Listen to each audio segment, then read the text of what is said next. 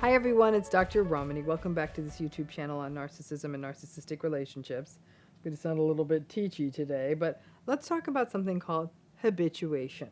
So habituation, it's kind of a fancy word from behavioral psychology that can help a lot of survivors make sense of what they're experiencing, and also for people like therapists and family members and even other folks like judges, attorneys, cops, anyone else who works or talks with survivors should know. Again, I'm going to go Psych 101 on you all with this. Habituation is a form of learning. And what happens in this thing called habituation, it's where we stop having, or we have less of an expected response to a stimulus or an event because we've been exposed to it for such a long time. We get habituated to it. We get used to it. So simply put, let me give you an example. Let's say we live next door to a really noisy road, really noisy, busy highway. When we first move into the place, we may be gobsmacked by how noisy it is. But over time, we adjust and we stop noticing the noise. The problem is, unfortunately, is that we may not notice it anymore and start living our lives, but the long-term effects of that noise don't go away. We get used to it, but actually chronic noise exposure is a source of stress that can, in the long term, have effects on our mental or physical health. But we actually stop noticing it in the day-to-day. We get habituated to it. The same thing could be said of things like the smell of secondhand smoke or some other unpleasant smell we have adjusted to living with, or the temperature of a place. It could also extend to the intensity of the demands of a job or the balancing act of family and work. It slowly becomes something we stop noticing. We don't even notice how our balancing act, how long we're commuting, all the things we're doing at the same time. That doesn't mean these things are not affecting us. So even though a stimulus or a situation is uncomfortable, we may just stop noticing it because we habituated to it. We got used to it.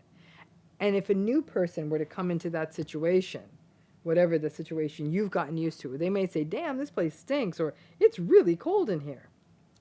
Bottom line is that human beings are really adaptable. In fact, just about every living species experiences some form of habituation to something that it gets, any kind of stimulus or any situation it's repeatedly exposed to.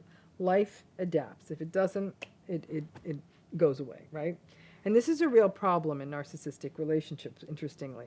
If you are in a narcissistic relationship long enough, you actually, sadly, become habituated to manipulation, gaslighting, being blamed for everything, being dismissed, being minimized, being invalidated, all of it. With enough time, this behavior sort of becomes your normal. We can see this happen in children who grew up with a narcissistic parent or parents. We see it in people who are in long-term relationships or marriages with narcissistic people. We see it with people who have long-standing friendships with narcissistic people. We see it in narcissistic people who work for or work with narcissistic people for many years. You get used to their bad behavior, and that's not a good thing. You may think, why not, Dr. Ramani? Great, you adjust. Isn't that good? No, it's not. First of all, by sort of losing that normal response, becoming habituated as it was, but losing that normal response to being devalued and invalidated, not questioning it, not even being surprised by it, while in the immediate moment it might mean the trains run on time, overall it makes you risky that you may be willing to accept it from other people, and that you may even think of yourself the way that they talk about you. That really cuts to the core of that feeling of being not good enough that so many people experience after being in narcissistic relationships. So sure, we no longer react or respond to it, but the danger is that now we so adjust to it that we don't respond to it like it's an issue. And it is for this reason that once you have one narcissistic relationship in your life, it's not unusual over time to accumulate many. In fact, one of the hardest parts of healing from these relationships is looking up one day and recognizing that there wasn't just one toxic person in your life, there are lots. And there can be tremendous grief when you realize how much of what you believed was your support system starts to vanish. And to that other point, now we think this is this is it. This is how it is. And we talk about ourselves the same way they talk about ourselves, talk to us about us. That becomes an internalized gaslighting, and we don't react when other people speak about us this way. I remember a friend who grew up with a deeply narcissistic mother, and the mother was always berating her in front of her friends. As she went into adulthood, other people would call her stupid and foolish all the time, and she never fought back. She just went with it, and let me tell you, this woman was anything but foolish. This mindset did her no favors when she went into adulthood, and to this day, she has trouble recognizing toxic people. But here is the other problem. Habituation, this getting accustomed to it, means that you do stop reacting to it. So to the world, it may even look that like you don't even have a problem with how you're being treated. In fact, it may be a friend who rolls up to you and says, you know, I don't love how your husband talks to you, or wow, your mom is simply awful to you, or damn, does your boss treat everyone like that? You may have that moment and you look up and say, huh?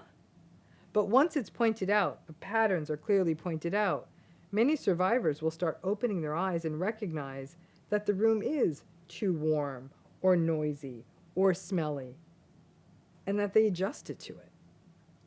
However, with this non-reaction that habituation brings, it can mean that others who meet you may think, oh, maybe this isn't that bad. You aren't reacting to it. And in this way, the experience of many survivors of narcissistic abuse has gotten minimized because they have habituated.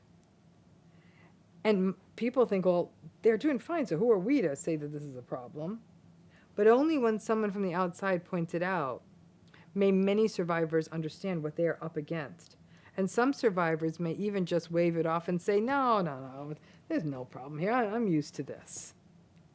Nobody should ever have to get used to being emotionally or verbally abused. And yet, that is the nature of how habituation operates in these relationships.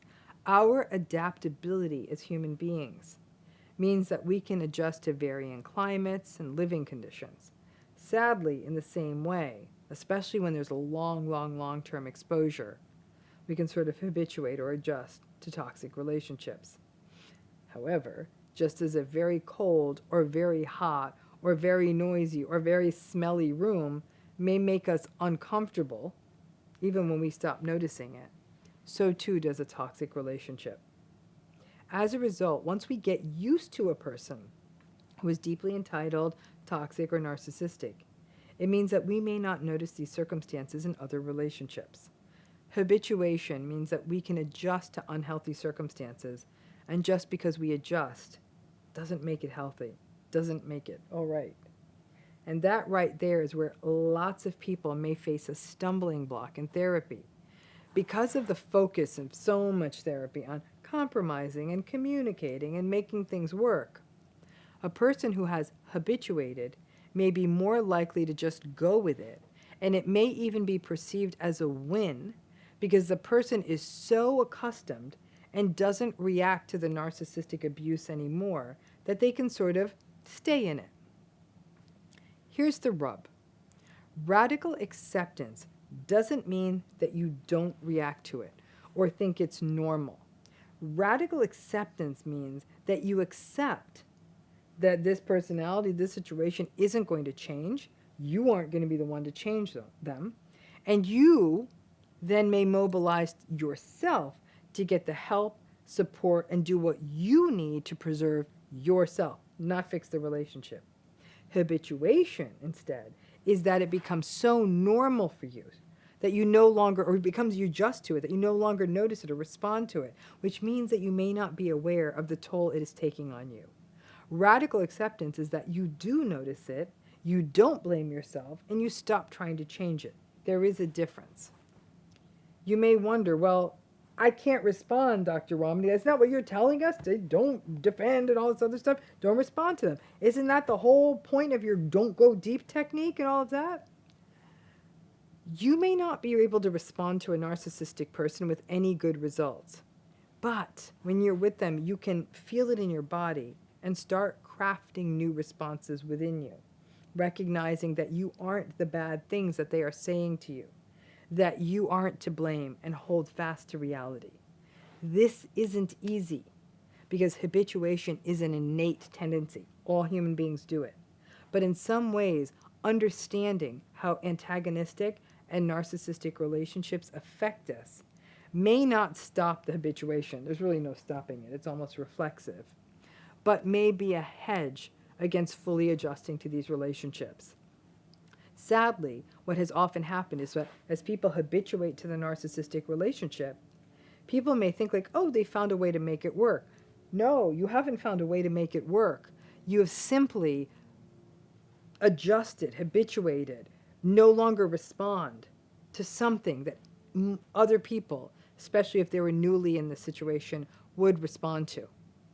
Being invalidated, I don't care how much you habituate to it, is never good for anyone. Thanks again.